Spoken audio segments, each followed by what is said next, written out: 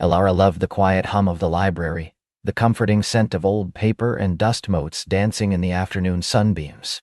It was a symphony of stillness she had curated for herself over the past decade in Oakhaven, a town nestled so deeply in a valley that time seemed to slow, breathing in the scent of pine and damp earth. Her life was a carefully arranged collection of predictable joys. The first cup of tea in the morning, the satisfaction of a perfectly shelved book, the gentle smile of a child discovering a new story. Her small cottage, just a 5-minute walk from the library, was an extension of this sanctuary. Overgrown roses clung to the porch, and inside, mismatched antique furniture held stacks of books she hadn't yet had time to read, each promising a new world. Elara was 34, with hair the color of autumn leaves and eyes the shade of a calm lake. She was often told she had a peaceful presence, a soothing voice that made patrons feel instantly at ease. But beneath the placid surface, a tiny, almost imperceptible ache sometimes stirred, a whisper of a longing she couldn't quite name. It was a feeling she usually shushed away with another chapter, another pot of chamomile. One Tuesday, a day typically reserved for cataloging new acquisitions and sorting through donation boxes, that ache was gently, irrevocably nudged. Old Mrs. Gable, bless her heart, had decided to downsize her attic treasures, and among the dusty boxes of forgotten heirlooms was one marked, simply, odds and ends. Elara, with her usual methodical grace, began to unpack it. Yellowed lace doilies, tarnished silver spoons, a collection of chipped porcelain figurines, typical attic fare. Then at the very bottom, wrapped in a faded velvet cloth, she found it. It was a music box, unlike any she had ever seen. Small enough to fit in her palm, crafted from dark, polished wood that felt smooth and cool beneath her fingertips. Intricate, almost microscopic carvings adorned its surface. Tiny ivy leaves, delicate birds, and a swirling pattern that seemed to ripple like water. There was no visible winding key, no obvious mechanism. Curiosity piqued, Elara turned it over, examining every angle. On the underside, barely visible, was a tiny, almost invisible button. She pressed it. A sound, so delicate it felt more like a memory than an actual noise, filled the air. It wasn't the tinkling, bright melody of a child's music box. This was something else entirely. A series of soft, resonant chimes, weaving together into a tune that was melancholic yet strangely hopeful, like a secret shared between ancient trees. It was a melody that didn't just play in the room, but seemed to resonate within her, stirring that nameless longing into something more defined, more insistent. It was a whisper of a tune, ethereal and haunting, yet utterly beautiful. Elara held her breath, mesmerized. The melody played for only a few seconds, then faded into silence, leaving an echo in her mind. She pressed the button again. The same gentle, whispering tune. It was captivating, pulling at something deep within her soul that had long lain dormant. She tried to place the tune, to recall if she had ever heard anything like it. Nothing. It felt both utterly new and profoundly familiar, like a forgotten dream. She carefully placed the music box on her desk, beside a stack of overdue returns. For the rest of the day, she found herself glancing at it, a quiet magnetism drawing her gaze. The whispering of the tune seemed to linger in the air, a soft invitation. She tried researching antique music boxes in her collection of art history books, but found no match for its unique design or mechanism. The carvings seemed distinctly local, reminiscent of the old woodworking traditions of the valley, but the quality was far beyond anything she'd seen from known Oakhaven artisans. That evening, back in her cottage, Elara found herself unable to settle into her usual reading routine. The music box, carefully placed on her bedside table, seemed to radiate a silent energy. She pressed the button again, letting the exquisite, elusive melody wash over her. It brought forth images of mist-shrouded mornings, of ancient stones, of a love story she hadn't lived but somehow recognized. Whis, she murmured, the sound of the word echoing the feeling of the tune. It wasn't just a sound, it was a sensation, a longing, a whisper of a possibility. The next morning, Elara arrived at the library earlier than usual, the music box nestled securely in her canvas bag. She felt a quiet urgency to learn more, to unravel its secrets. She spent her lunch break poring over local history archives, old town ledgers, and even obscure folklore pamphlets. Nothing, I am Terry. The music box remained an enigma, its whispering melody a constant, gentle companion in her thoughts. It was later that afternoon when he walked in. He was new to Oakhaven, or at least new to her. Elara noticed newcomers, especially in a town as small and self-contained as theirs. He wasn't particularly tall, but had a lean, strong build and hair the color of rich earth, slightly tousled as if he'd just run his hands through it. His eyes were the first thing she truly registered, a warm, deep hazel that crinkled at the corners when he offered a polite, almost shy smile. He carried a worn leather satchel and exuded an air of quiet contemplation, a stillness that resonated with her own. He approached the circulation desk, where Elara was busily stamping due dates. "Excuse me," he said, his voice a low, pleasant rumble like a distant waterfall. "I'm looking for any books on local craftsmanship, particularly woodworking, from the late 19th or early 20th century. Or perhaps any old records of local artisans?" Elara looked up, a soft blush rising to her cheeks. She was accustomed to helping people, but his direct gaze, so warm and intelligent, made her feel a little flustered. "Of course," she managed, gesturing towards the back stacks. "We have a section on local history and crafts. You'll find it towards the back, past the nonfiction. There are some old Oakhaven Gazette articles archived too, if you're interested in prominent families or businesses from that era." "Thank you," he said, his smile widening slightly, revealing a dimple near the corner of his mouth. "I'm Silas Thorne. I've just moved into the old Miller place on Elm Street. I restore antiques, mostly furniture and decorative pieces, and I'm hoping to find some local inspiration, perhaps even some forgotten techniques." "Elara Vance," she replied, offering a small smile back. "Welcome to Oakhaven, Silas. The Miller place. That's a beautiful old house. You'll find plenty of inspiration here, I think. This town has a rich, quiet history." Their eyes met for a moment, a flicker of understanding passing between them. He seemed to appreciate the quiet part. "I'm looking forward to discovering it," he said, before turning and heading towards the history section. Elara watched him go, a curious warmth spreading through her. He moved with an unhurried grace, his gaze sweeping over the towering bookshelves with an almost reverent appreciation. He wasn't like the usual hurried tourists or the practical-minded locals. He seemed to always see the stories held within the walls, much like she did.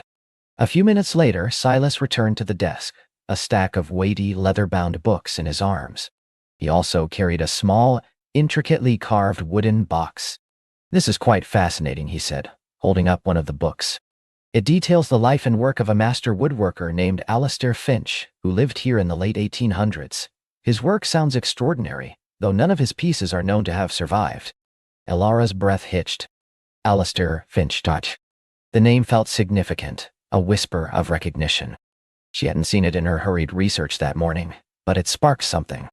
"I wonder," Silas continued, placing the books down, "if you happen to know anything about a specific type of carving, very fine, almost like lace, used in some of the local furniture of that period. It's mentioned briefly here, described as whisper carving because of its delicate, almost ethereal quality." Elara's heart gave a little jolt. "Whisper carving," she repeated, her voice barely audible. She reached for the music box on her desk, the one she had deliberately left out, half hoping someone might notice it. "Like this?" she asked, turning it slightly so he could see the intricate patterns. Silas's eyes widened, a look of genuine surprise and admiration replacing his polite interest. He leaned closer, his gaze fixed on the music box. "Goodness," he breathed, reaching out a careful finger to trace one of the tiny carved leaves. "That's exactly it. The detail. It's incredible. And the wood, the way it's aged. Is this a Finch piece?" "I don't know," Elara admitted, feeling a thrill of excitement. "It was just donated yesterday. I've been trying to research it, but I haven't found anything conclusive. It doesn't have any maker's mark." She pressed the tiny button. The whispering melody filled the space between them, delicate and profound. Silas closed his eyes for a moment, listening intently, a soft smile gracing his lips. "Remarkable," he said, opening his eyes and meeting hers. "The craftsmanship, the artistry, and that tune. It's like nothing I've ever heard. It truly whispers." "I know, right?" Elara felt a connection spark between them, born of shared appreciation for beauty and mystery. "It's so unique. I've been calling it the whispering music box in my head." "It's a fitting name," Silas murmured, his gaze still on the box. Alistair Finch was said to have an almost magical touch with wood, to imbue his pieces with a certain soul. To find a piece of his, especially one in such condition, would be extraordinary. He looked up at Alara, his hazel eyes sparkling with a quiet intensity. "Would you mind if I took a closer look at it? Perhaps later when you're not busy? I might be able to tell you more about the wood, the technique." "I'd love that," Alara said, her voice a little breathy. "It's been driving me mad, not knowing anything about it. I'm here until 6. "Perfect," Silas replied, gathering his books. "I'll be back around 5:30 if that works for you." "That would be wonderful." He smiled, a genuine warm smile that reached his eyes, and then headed towards the checkout. Alara processed his books, her hands moving automatically, but her mind was alight. Silas Thorne, whisper carving, Alistair Finch dial. It was all weaving together, a tapestry slowly revealing itself. The quiet hum of the library now felt charged with a new energy, a faint, hopeful melody. The rest of the afternoon passed in a blur. Alara found herself humming the whispering tune, a lightness in her step she hadn't felt in years. She tidied shelves, helped a young student find a book on constellations, and answered reference questions, all the while counting down the minutes until Silas returned. The music box sat on her desk, a small, dark sentinel of anticipation. At 5:25, precisely, Silas reappeared. The library was nearly empty, save for an elderly gentleman dozing in an armchair by the window. The setting sun cast long golden shadows across the polished wooden floors. "Right on time," Alara said, a genuine smile gracing her lips. Silas chuckled softly. Punctuality is a virtue, especially when there's a mystery involved. He approached the desk, his presence a calming, yet invigorating force. He set down his satchel and pulled out a small magnifying glass and a pair of white cotton gloves. "May I?" he asked, indicating the music box. "Please," Alara urged, sliding it closer to him. Silas carefully picked up the music box, handling it with a reverence that Alara found incredibly endearing. He slipped on the gloves and began his examination, his brow furrowed in concentration. He tilted it this way and that, scrutinizing the carvings with the magnifying glass. "The wood is remarkably well preserved," he murmured, more to himself than to her. "Looks like local maple, but treated with something unusual. See these lines?" He pointed with a gloved finger to a barely visible network of fine grooves within the carving. "That's not just a pattern. That's how it vibrates, how it carries sound." Alara leaned closer, fascinated. "So the wood itself is part of the mechanism?" "Precisely," he nodded. "It's almost like a tiny self-contained resonator. And the carvings, this Whis whisper carving, the detail, the flow, it's truly exceptional." Finch was known for hiding tiny symbolic elements in his work, almost like signatures. He traced a barely discernible bird on the side. "This little Finch, I'd stake my reputation on it. This is an Alistair Finch piece." Alara gasped, a thrill running through her. "A genuine Finch. I can't believe it. He's practically a legend." Silas smiled, a genuine warmth in his eyes. "Indeed, but a legend whose physical work has largely disappeared. This is quite a find, Alara." He pressed the button again, letting the whispering melody fill the twilight-kissed library. "And the tune, it's unlike any traditional music box melody. It feels personal." "It does, doesn't it?" Alara agreed, her gaze fixed on the music box in his hands. "Like a secret being told." "Do you know the story of Finch's lost love?" Silas asked, his voice soft. Alara shook her head. "I don't think I've come across that in my reading." "Legend has it," Silas began, his voice dropping to an almost conspiratorial whisper, "that Finch was deeply in love with a woman named Lyra.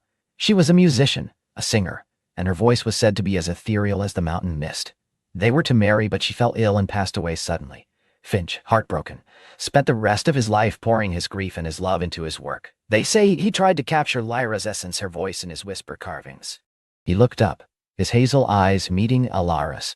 "I think this might be it. The melody, it sounds like a song of longing, a lament, but also a hope." Alara felt a shiver trace down her spine. The story resonated so deeply with the feeling the music box evoked. "So this isn't just a beautiful antique," she mused. "It's a love story, set in wood and sound." "Exactly," Silas confirmed, his gaze thoughtful. And Whis? Perhaps it was a pet name, or the sound of her singing. The whispering of her name in his heart? The library was silent again, save for the soft tick-tock of the grandfather clock in the corner. The story, the music box, and Silas's gentle presence filled the space with a palpable magic. Elara felt a profound sense of connection, not just to the history, but to the man across from her. He understood the quiet beauty, the hidden depths, the whispers in the wood. "It's incredible," Elara finally said, her voice a little thick with emotion. To think this piece of history, this personal story, was just sitting in an old box. Silas carefully placed the music box back on the desk. It's a testament to how much beauty and meaning can be hidden in plain sight, waiting for the right eyes to find it.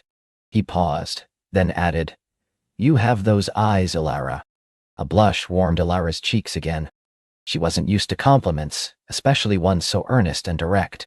"Thank you, Silas." He gathered his gloves and magnifying glass, placing them back in his satchel. "I'm glad I could shed some light on it. It's truly a remarkable piece."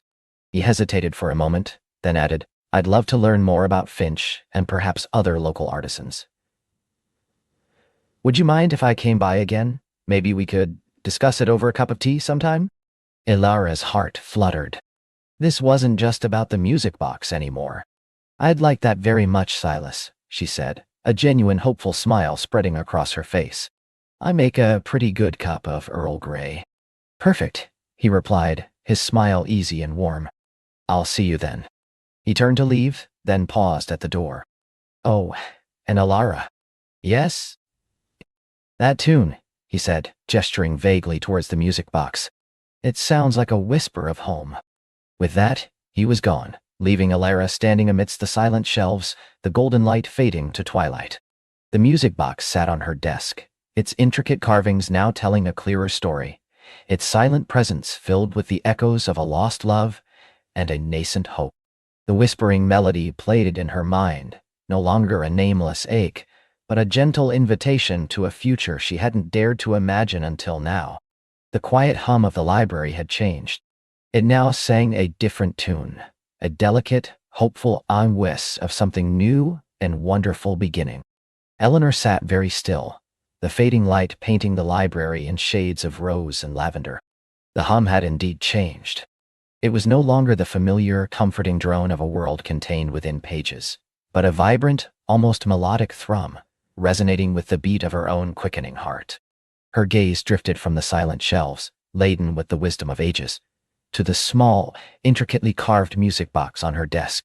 Its polished wood seemed to glow softly in the dimness, the tiny figures of the dancing couple caught in an eternal embrace, their faces serene. Before it had been a beautiful antique, a puzzle of craftsmanship and history. Now, it felt like a living thing, a vessel holding secrets not just of its past, but of her future. The whistles of hope wasn't just a sound. It was a sensation, a gentle current flowing through her veins, warming her from the tips of her toes to the roots of her hair. She reached out, her fingers tracing the delicate patterns on the lid, a winding rose vine, tiny forget-me-nots, and intertwining initials, barely discernible beneath layers of time and polish, and a C and a C. They had always been there, a part of its design, but now they seemed to hum with significance, a silent testimony to a love that had once breathed life into this very object. Who were A and C? What was their story? And why did the echoes of their love feel so profoundly connected to her own sudden, inexplicable surge of hope? A shiver, not of cold, but of delicious anticipation, ran through her.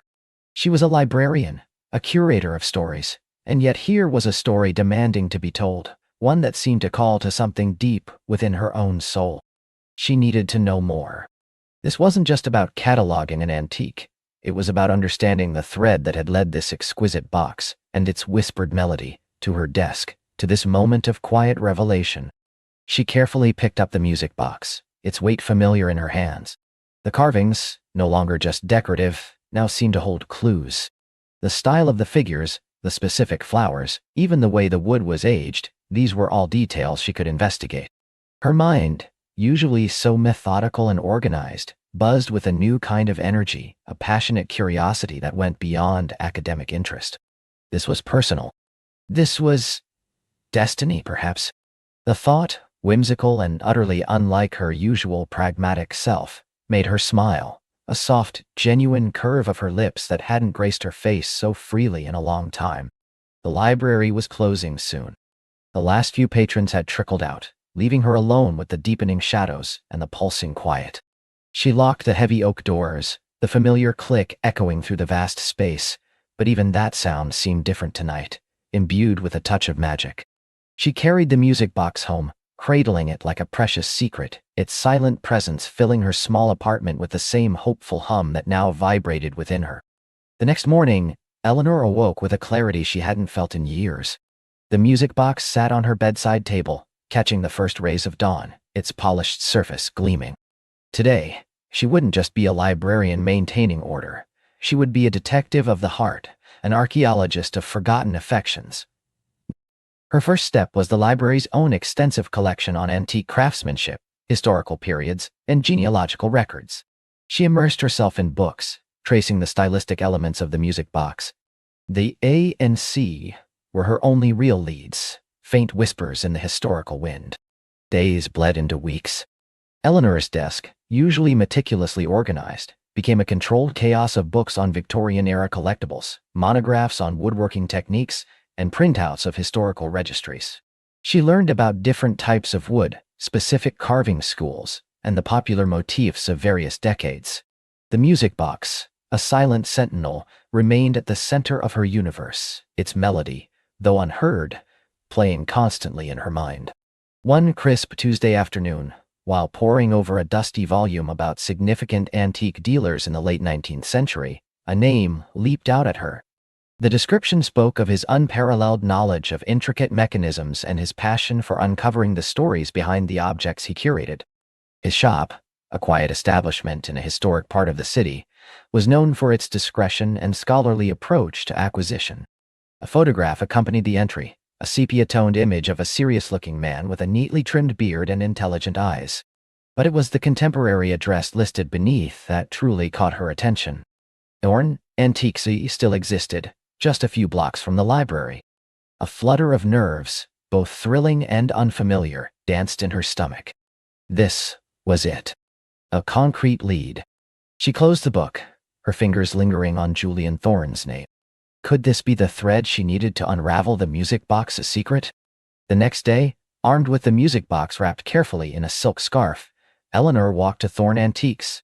The shop was nestled between a small independent bookstore and a charming cafe, its facade of dark wood and leaded glass exuding an air of understated elegance.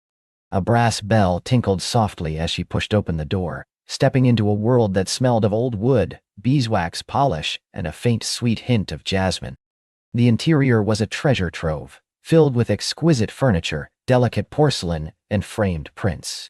Soft light filtered through the windows, illuminating dust motes dancing in the air like tiny fairies. Behind a large oak counter, a man looked up from a book, his spectacles perched on the end of his nose. He was undeniably handsome, with kind, discerning eyes the color of warm honey, a scattering of laugh lines at their corners, and dark, wavy hair just starting to silver at the temples. He wasn't the sepia-toned Julian Thorne from the book, but his descendant, perhaps? He wore a tweed jacket that perfectly suited the scholarly atmosphere of the shop. "Good afternoon," he said, his voice a rich baritone, warm and welcoming. "May I help you?" Eleanor felt a blush creep up her neck. "Good afternoon. I'm Eleanor Vance. I work at the city library. I found your family's shop listed in an old directory, and I was hoping you might be able to help me with something." She gestured to the carefully wrapped parcel in her arms. He smiled, a gentle, crinkling smile that instantly put her at ease. "Ah, the Thorne legacy continues. I'm Julian Thorne, the current custodian of this establishment. Please, come in. What treasure have you brought us today?" Eleanor felt a strange sense of déjà vu, as if this meeting had been predestined. She unwrapped the music box, carefully placing it on the polished counter between them. Julian's eyes widened almost imperceptibly as he took in the intricate carvings. He leaned closer, his gaze sweeping over the details with an expert's keenness. "Exquisite," he murmured, his voice hushed with genuine admiration. "A truly beautiful piece. The craftsmanship is remarkable. He gently touched the rose vine, then the tiny figures. And the initials. AC, a lovely touch. He looked up at her, his honey-colored eyes sparkling with curiosity. Do you know its provenance, Miss Vance? Eleanor, please, she corrected gently. And no, not really. It was donated to the library years ago, and it's always been a point of quiet fascination for me. Recently, though, it's felt different. I have a strong feeling there's a story behind it, a romantic one perhaps, and I was hoping you might have some insight, given your family's history with such items. Julian picked up the music box, his long, elegant fingers tracing the same paths hers had. A story, you say? Every antique has one, of course, but some whisper them louder than others. This one, yes, I can feel it. It has a certain resonance. He turned it over, examining the base, then the winding mechanism. The mechanism is Swiss, late Victorian, I'd say. The carvings, though, have a distinct English romanticism. It suggests it might have been commissioned, or perhaps a gift brought across borders. He looked at her again, his expression thoughtful. You're a librarian, you said. A keeper of stories. Perhaps we could try to uncover this one together, Eleanor. I confess, a mystery like this is far more intriguing than mere appraisal. His smile broadened, revealing a hint of dimple. It's not every day someone walks in with a piece that practically begs to share its secrets. Eleanor felt a warmth spread through her, a comforting sensation that was more than just the pleasant temperature of the shop. I would like that very much, Julian. The sound of his name on her lips felt natural, right? Thus began their unexpected collaboration. Eleanor would visit Thorne Antiques during her lunch breaks, or after the library closed, bringing along her research notes, copies of old city directories, and historical society archives. Julian, in turn, would share his vast knowledge of antique market trends, common engraving practices, and the subtle nuances of period artistry. Their conversations often stretched for hours, weaving between the intricate details of the music box and broader discussions about history, art, and the enduring power of love. Eleanor found herself captivated by Julian's insightful observations and his quiet passion. He had a way of looking at objects, and indeed at the world, that brought them to life. He spoke of the soul of an antique, the faint echo of human hands and hearts that had created and cherished it. This little couple, he mused one afternoon, gesturing to the figures within the music box. They're not just carved wood. They represent a hope, a dream, a promise. Someone chose this specific scene, these specific initials, for a reason that was deeply personal. He paused, his gaze meeting hers over the polished surface of the music box. Don't you think? Eleanor nodded, her throat suddenly tight. I do, and I think that reason still resonates. It's why I can't let it go. Julian's eyes held hers for a beat longer than strictly necessary, a silent understanding passing between them. Perhaps, he said softly, some stories are meant to be found, not just for the sake of history, but for the sake of the present. Their research led them down various paths. They discovered that a prominent merchant family, the Cranbrooks, with an initial C, had lived in the city during the late Victorian era. A young woman named Clara Cranbrook was a known patron of a Swiss clockmaker who also created music boxes. This was a tantalizing lead. But what about Amigi? One rainy Saturday, Eleanor brought in a box of old newspaper clippings she'd found in the library's archives, detailing social events and engagements from the 1890s. As Julian meticulously went through them, his fingers brushing hers accidentally a few times, sending delightful shivers up her arm, he suddenly stopped. Eleanor, look at this, he said, his voice laced with excitement. He pointed to a small announcement in a society column.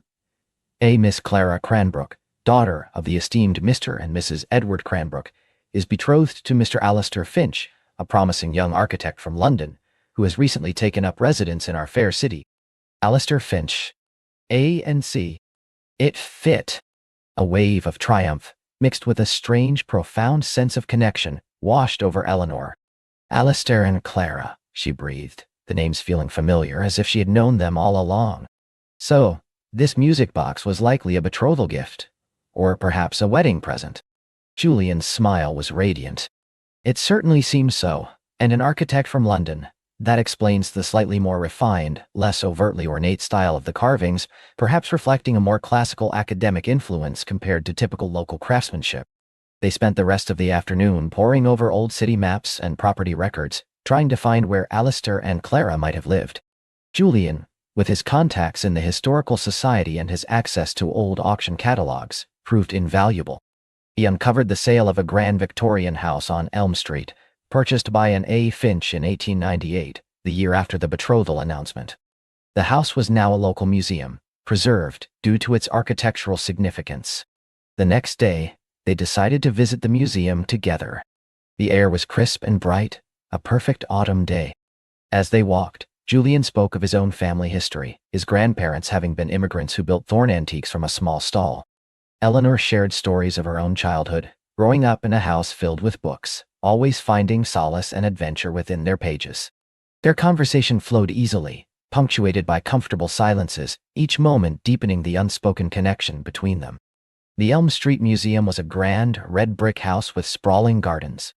Inside, it was a time capsule of Victorian life. As they wandered through the meticulously preserved rooms, Eleanor felt a thrill of discovery. This was where Alistair and Clara had lived, where their love story had unfolded.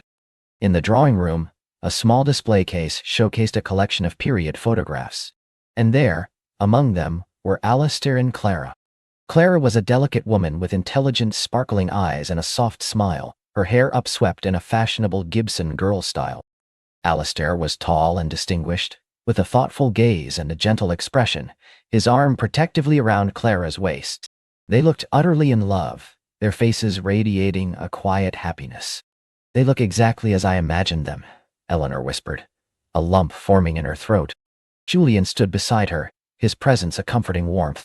As they moved to the master bedroom, now a display of Victorian bridal attire, Eleanor noticed a small, beautifully carved wooden box on a dressing table. It wasn't the music box, but it was similar in style, clearly from the same era, perhaps even the same artisan. She touched it, a wave of emotion washing over her.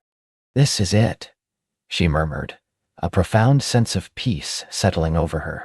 "This is their home, and the music box, it belonged here." Julian nodded, his voice soft. "It feels right, doesn't it? As if the music box was waiting for someone to bring it back, to remember its song." They spent hours at the museum, piecing together fragments of Alistair and Clara's lives. They learned that Alistair had designed several prominent buildings in the city, many of which still stood. Clara had been a passionate advocate for women's education, establishing a small library and reading club for local girls. Their love story was one of quiet devotion, shared intellectual pursuits, and a deep mutual respect. But there was a poignant note.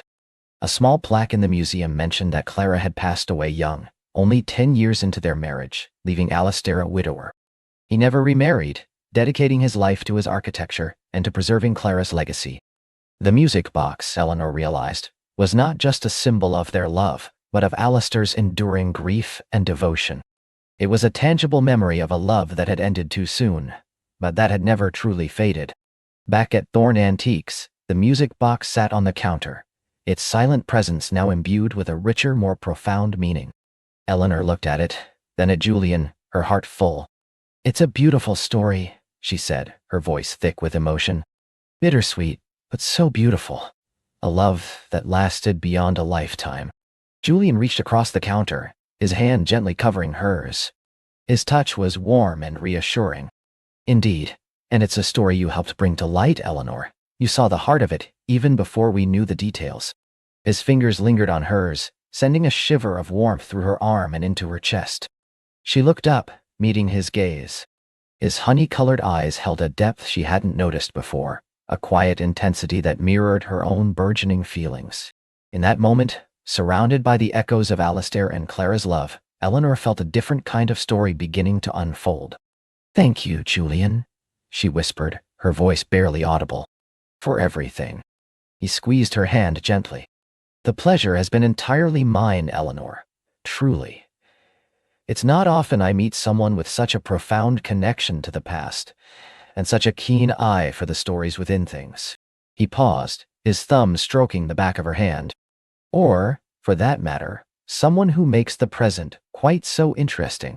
Eleanor's heart fluttered, a soft, hopeful beat that echoed the whisses she had first heard in the library.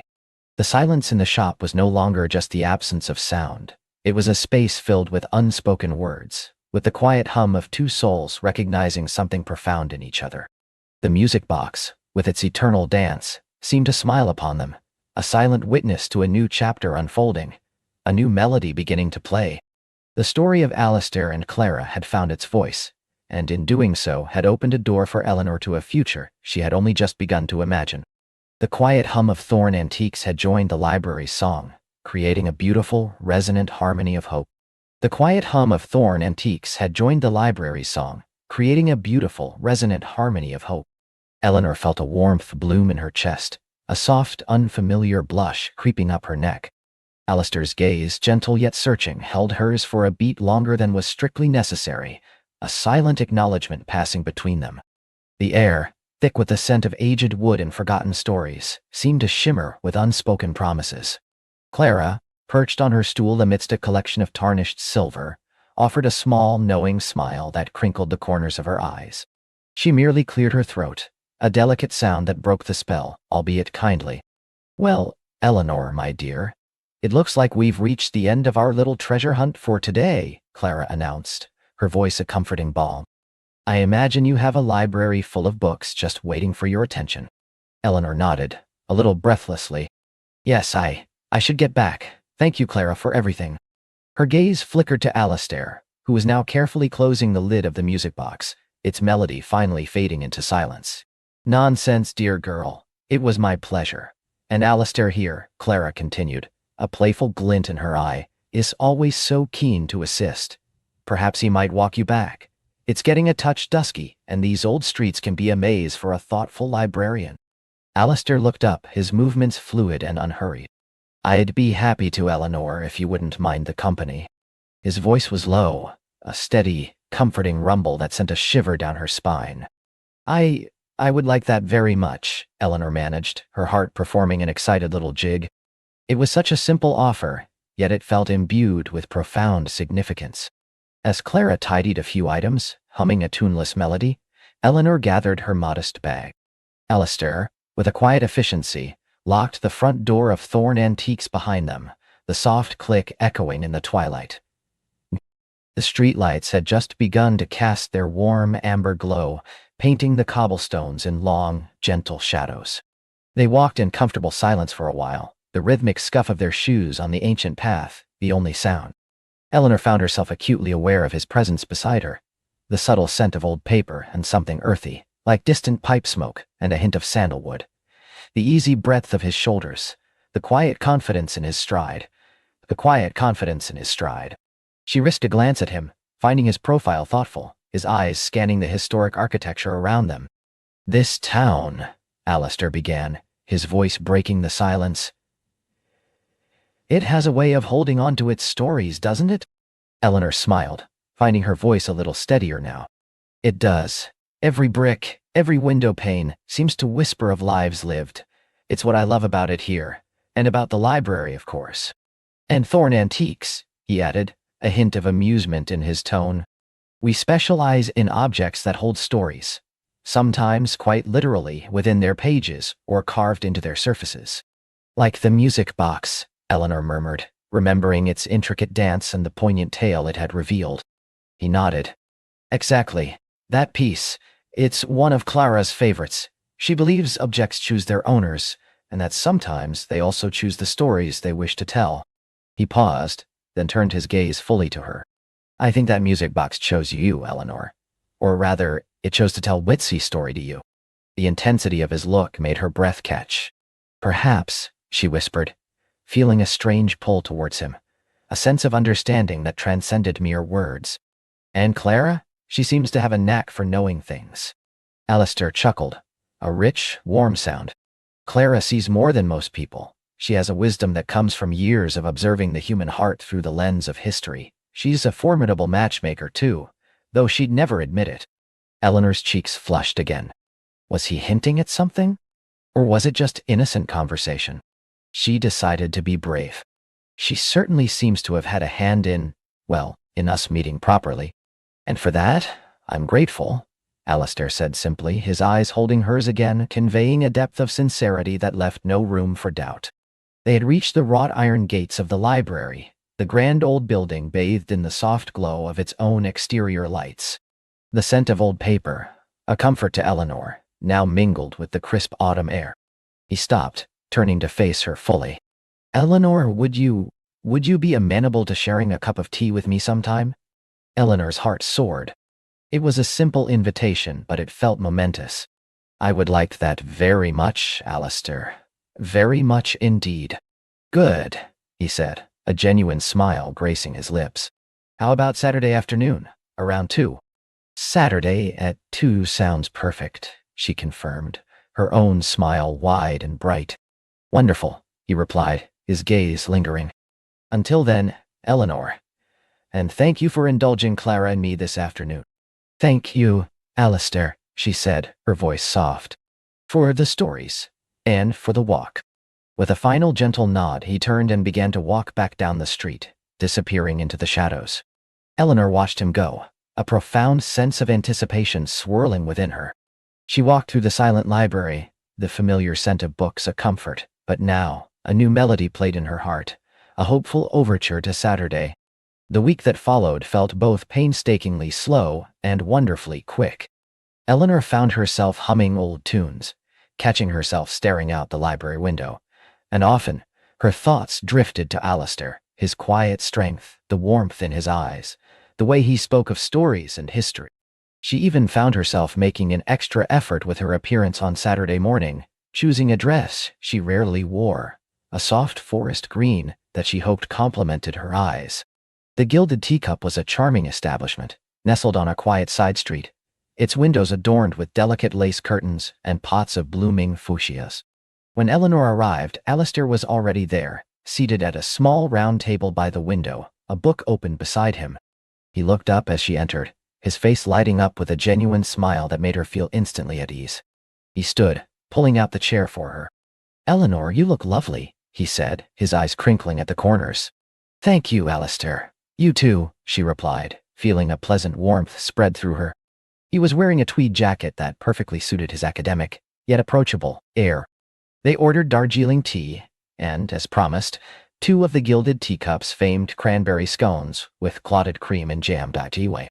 The conversation flowed effortlessly, moving from books to antiques, from the history of the town to their own personal journeys.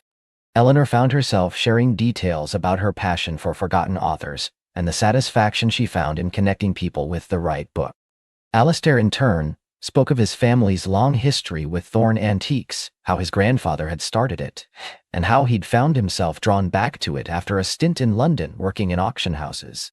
"There's something about holding an object that has passed through so many hands, that has witnessed so many lives," he mused, stirring his tea. "It's like a direct line to the past, and helping people find that connection, whether it's a treasured family heirloom or a curious trinket, is incredibly rewarding." Eleanor listened, captivated not just by his words, but by the quiet intensity in his eyes, the subtle gestures of his hands as he spoke. He had a way of making even the most ordinary topic sound fascinating. They discovered a shared love for classical music, a surprising mutual appreciation for obscure historical documentaries, and even a similar dry wit that led to several moments of comfortable laughter. Hours seemed to melt away. The initial shyness that had enveloped Eleanor slowly dissipated, replaced by a growing sense of comfort and connection. She felt seen, truly seen by Alistair in a way she hadn't experienced before. There was no pretense, no need to be anything other than herself. As the afternoon light began to fade, casting long shadows across the teacup's patterned tablecloth, Alistair's gaze softened. "Eleanor," he began, his voice a little lower, "I truly enjoyed this afternoon, more than I can say." "Me too, Alistair," she confessed, her voice barely a whisper. "It was wonderful." He walked her back to the library once more, the street still bustling with Saturday afternoon activity. This time, the silence between them was even more charged, filled with the warmth of their shared afternoon. As they reached the library steps, he stopped, turning to her. "I was wondering," he said, his hands in his pockets, a slight nervousness in his demeanor that Eleanor found endearing. "Would you consider having dinner with me sometime next week? Perhaps at the Old Mill Inn? Their roast duck is quite something." Eleanor's heart fluttered. I would love to, Alistair. His smile returned, bright and genuine. Excellent. I'll call you. Clara gave me your number. I hope you don't mind. He winked playfully. Not at all, Eleanor laughed, a lightness in her heart she hadn't felt in years. I look forward to your call. The following days were filled with a delightful anticipation. Alistair called on Tuesday, his voice warm and inviting, and they set a date for dinner on Friday. Eleanor spent the week in a pleasant haze, finding joy in her work, but always with a corner of her mind anticipating Friday evening. She found herself discussing books with renewed enthusiasm, and even Clara, during one of Eleanor's visits to Thorn Antiques, offered a knowing smile. You have a certain glow about you, dear, Clara observed, polishing a silver locket. Love, much like a fine antique, has a way of bringing out the hidden brilliance in people. Eleanor blushed, but couldn't deny the truth in Clara's words. She felt different, lighter, more vibrant. Friday evening arrived, cool and crisp. Eleanor chose a deep sapphire dress, feeling a quiet confidence as she styled her hair. When Alistair arrived at the library, looking dashing in a dark suit jacket, her heart skipped a beat. Dinner at the Old Mill Inn was a revelation. The atmosphere was cozy and intimate, with a crackling fireplace and soft lamplight. Alistair was an engaging conversationalist, his questions thoughtful, his observations insightful. They talked about their families.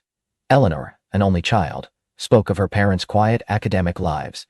Alistair shared anecdotes about his eccentric grandfather and his more practical, business-minded father. They discovered shared values, a deep respect for history, a love for quiet moments, and a surprising idealism about the power of stories to connect people. As the evening deepened, a new layer of intimacy began to form. Eleanor found herself opening up, sharing her quiet anxieties about her solitary life before moving to this town, her longing for a deeper connection. Alistair listened with an unwavering attentiveness, his gaze warm and reassuring. I always thought I was content with my books, Eleanor confessed, stirring her coffee. That they were enough, and they are, of course, but I've realized recently that there's a different kind of story to be written, one that requires two authors. She looked up, meeting his eyes, a vulnerable honesty shining in hers. Alistair reached across the table, his hand gently covering hers.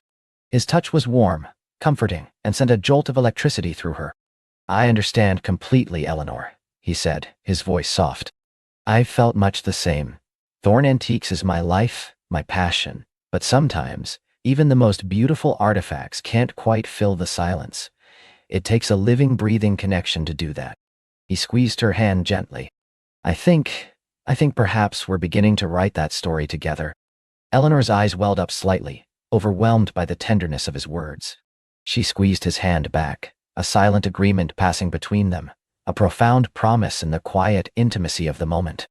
Over the next few weeks, their story continued to unfold with a gentle, natural rhythm. Their days often intertwined. Alistair would sometimes stop by the library with a thermos of coffee for Eleanor, finding her amidst stacks of books, a smudge of ink on her cheek.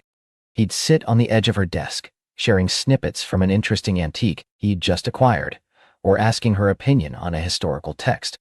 Eleanor, in turn, would frequent Thorn Antiques, not just to see Clara, but to spend time with Alistair. She'd help him research a cryptic inscription on a piece of furniture, or offer a fresh perspective on a dusty manuscript. One crisp autumn afternoon, Alistair found Eleanor in the quietest corner of the library, poring over old maps. Eleanor, he said softly, making her jump slightly. She looked up, a smile blooming on her face. Alistair, what brings you here? He held up a small leather-bound journal. I found this tucked away in a rather unassuming desk. It's a journal from the early 19th century, written by a local botanist. He describes his walks through the surrounding woods, noting rare plants and sketching the landscape. I thought you might find it fascinating, given your love for local history. Eleanor took the journal, her fingers tracing the worn leather. Oh, Alistair, it's exquisite. Thank you. Her eyes, bright with curiosity, devoured the delicate script. He even sketched the old mill pond, and look, a reference to a hidden glade I've always wanted to find. Perhaps we could try to find it together sometime, he suggested, his voice gentle. The leaves are turning. It would be beautiful. I would like that very much, Eleanor replied, her heart swelling with warmth. The idea of exploring the world, even a small corner of it, with Alistair filled her with a joyful anticipation. Their walks became a cherished ritual. They discovered forgotten paths, identified ancient trees, and shared quiet moments of wonder as they observed the changing seasons. Alistair, it turned out, possessed a deep knowledge of flora and fauna, and Eleanor found herself enchanted by his easy explanations of the natural world. We, Terry, Geogai, Avidia, Dandy, True, I need you, Dorot. In turn, she shared her knowledge of the town's history, pointing out the remnants of old stone walls or the foundations of long-gone buildings, weaving tales from her books into the fabric of their explorations. One evening, after a particularly long and exhilarating walk that led them to a breathtaking vista overlooking the valley, they found themselves back at Thorn Antiques. Clara was gone for the day, and the shop was bathed in the soft, golden light of the setting sun, making the antique objects glow with an inner warmth. Alistair moved to the back of the shop, where the music box sat on a polished display case. He opened its lid, and the familiar, delicate melody filled the quiet space. A sweet, melancholic tune that now held new meaning for Eleanor. That music box, Eleanor began softly, watching the tiny dancers twirl. It's always felt like a symbol to me, of hidden stories, of enduring love. Alistair turned to her, his expression tender. It is, and in its own way, it brought us together, didn't it? He walked closer to her, his gaze unwavering. Eleanor, when I first saw you surrounded by your books, I felt a pull. Like a piece of a puzzle I didn't even know was missing suddenly appeared. Eleanor's breath hitched. Her own feelings for him had grown, quietly and steadily, like the gentle blossoming of a spring flower. She felt a connection with him that was both profound and exhilarating, a sense of belonging she had only ever dreamed of. And I, Alistair, she confessed, her voice barely a whisper. I felt like I'd finally found someone who understood the quiet language of my heart, someone who saw the magic in the everyday just as I do. He reached out, his hand gently cupping her cheek. His thumb stroked her skin, a feather-light touch that sent shivers down her spine. His eyes, warm and full of unspoken emotion, searched hers. Eleanor, he murmured, his voice husky, I think I'm falling in love with you. The words hung in the air, sweet and potent, mingling with the delicate melody of the music box. Eleanor's heart swelled with a joy so profound it brought tears to her eyes. She leaned into his touch, her hand coming up to rest over his. I think I'm falling in love with you too, Alistair, she whispered, her voice thick with emotion. He smiled, a slow, tender smile that reached his eyes, and then he leaned in slowly, giving her time to respond. Eleanor met him halfway, her lips soft against his. The kiss was gentle, a culmination of weeks of shared glances, quiet conversations, and unspoken understandings. It was a kiss that tasted of tea and old books and the promise of a future yet to be written.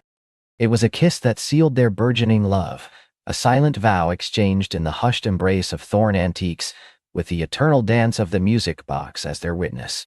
When they finally broke apart, breathless, Alistair rested his forehead against hers. This is just the beginning, isn't it? He whispered, his voice full of wonder. Eleanor nodded, her eyes shining. It is, and I can't wait to see what chapters we write next. They stood there for a long moment, simply basking in the warmth of their connection, the soft strains of the music box weaving a magical spell around them. The antique shop, with its myriad of forgotten treasures, had given them the most precious treasure of all, a love story of their own. And as the last notes of the music box faded, Eleanor knew, with a certainty that hummed through her very being, that their melody had only just begun. The quiet hum of Thorn Antiques indeed harmonized perfectly with the library's song, creating a beautiful symphony of hope, a love story patiently waiting for its next, enchanting verse. The quiet hum of Thorn Antiques indeed harmonized perfectly with the library's song, creating a beautiful symphony of hope, a love story patiently waiting for its next, enchanting verse. The last notes of the music box faded, leaving a sweet, resonant silence in their wake. Eleanor found herself looking into Thorn's eyes, a warmth blooming in her chest that had nothing to do with the shop's cozy warmth. His smile was soft, knowing, and in that moment, the air between them shimmered with unspoken promises. He cleared his throat gently, breaking the spell just enough to allow them to breathe. That's a special piece, isn't it? Eleanor nodded, her voice a little breathy. It truly is. Thank you for sharing it. My pleasure, Eleanor, he said, his gaze lingering. Perhaps you'd allow me to share something else? A coffee, perhaps, at that charming little cafe down the street? My treat, of course. A shy smile touched Eleanor's lips. I'd like that very much, Thorn. That coffee date, simple as it was, became the first thread in the intricate tapestry of their shared life. They talked for hours, the aroma of roasted beans and the gentle clatter of cups fading into the background as they delved into conversations about forgotten histories, beloved books, and the quiet magic of finding beauty in the overlooked. Thorn learned about Eleanor's passion for preserving stories, not just in their pages, but in the lives they touched. Eleanor discovered Thorn's uncanny ability to see the soul of an object, to trace its journey through time and imagine the hands that once held it. Their dates unfolded like chapters in a beloved novel. They explored hidden corners of the city, visited other antique shops where Thorn would introduce Eleanor as his fellow explorer of lost wonders, and spent long evenings in the library, Thorn now a frequent, welcome presence. He'd arrive with a small, intriguing object, a tarnished silver locket, a beautifully aged compass, and Eleanor would help him research its provenance, her keen eye for detail and vast knowledge of historical context proving invaluable. She found herself looking forward to his visits, the way his gentle presence brightened her, usually quiet workday, a silent hum of anticipation accompanying her as she catalogued new acquisitions. One brisk autumn afternoon, a unique challenge presented itself. A dusty, leather-bound journal, clearly very old, arrived at Thorn Antiques. Its pages were filled with delicate script in a language Thorn couldn't quite place, interspersed with intricate botanical illustrations. It was beautiful, undoubtedly valuable, but also incredibly fragile, its binding crumbling, its paper yellowed and brittle. I've never seen anything quite like it, Thorn admitted, showing it to Eleanor during one of his library visits, the journal carefully wrapped in tissue paper. I suspect it's a naturalist's diary from the late 18th or early 19th century, but the script, it's almost lyrical, like a forgotten dialect. Eleanor's eyes lit up, a spark of intellectual curiosity that Thorn found utterly captivating. May I? She asked, her voice hushed with reverence.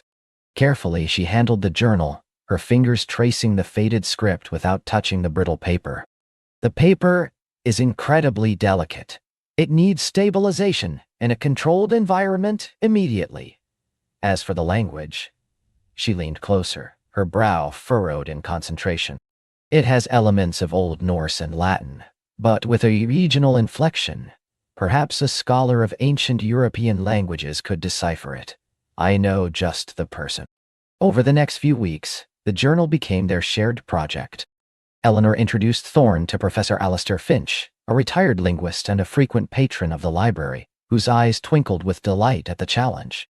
Together, they navigated the delicate process of preserving the journal, Eleanor meticulously researching archival techniques, and Thorn carefully constructing a custom, climate-controlled display case. They spent evenings in the quiet of Thorn Antiques, poring over the journal's pages as Professor Finch painstakingly translated, word by word, the life story of an intrepid female botanist who had traveled through remote regions of Scandinavia, documenting flora unknown to the scientific world of her time. Through this shared endeavor, their bond deepened immeasurably. Eleanor saw Thorn's dedication, his respect for history, and his quiet generosity in wanting to share such a treasure with the world. Thorn, in turn, witnessed Eleanor's extraordinary intellect, her unwavering patience, and the passionate fire that burned beneath her gentle exterior. He saw her not just as a librarian, but as a guardian of stories, a scholar, and a woman of profound depth. One particularly late evening after Professor Finch had departed, leaving them with the latest translated passage, a poignant description of finding a rare orchid in a hidden valley, Thorn looked at Eleanor across the old wooden table, the journal lying open between them like a sacred text. The soft glow of a desk lamp illuminated her face, highlighting the faint dusting of freckles across her nose and the thoughtful curve of her lips.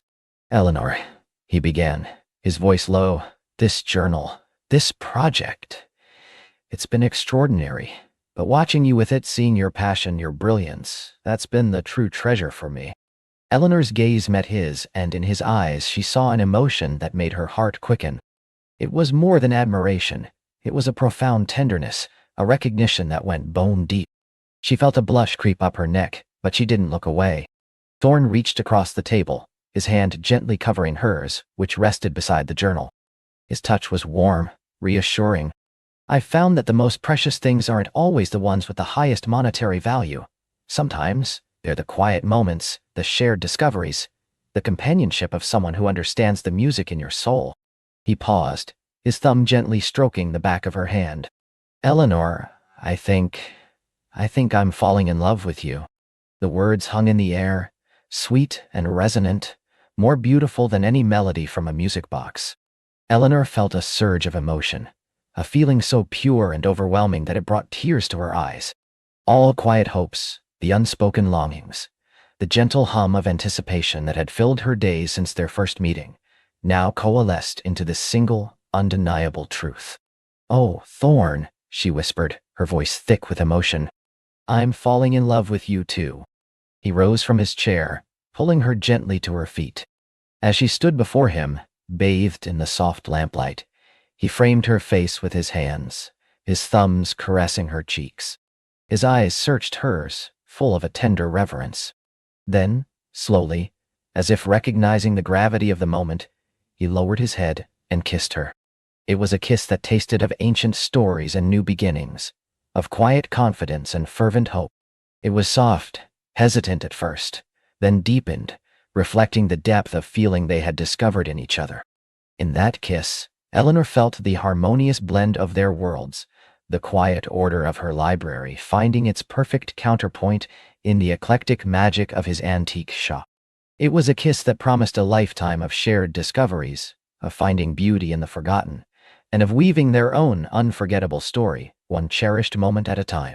The journal was eventually stabilized and translated in its entirety, revealing not only new botanical knowledge, but also a moving tale of a woman's resilience and passion.